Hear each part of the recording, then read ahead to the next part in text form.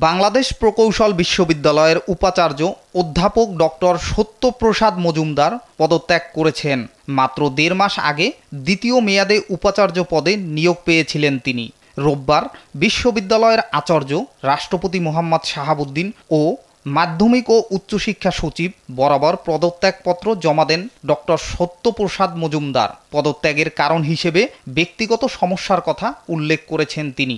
বাংলাদেশ প্রকৌশল বিশ্ববিদ্যালয়ের টানা ২ মেয়াদে উপাচার্যের দায়িত্ব পালন করেছেন অধ্যাপক ডক্টর সত্যপ্রসাদ মজুমদার। সর্বশেষ গত ৩ জুলাই দ্বিতীয় মেয়াদে উপাচার্য হিসেবে নিয়োগ পেয়েছিলেন তিনি। এর আগে ২০২০ সালের ২৫ জুন প্রথম মেয়াদে উপাচার্য পদে নিয়োগ পান।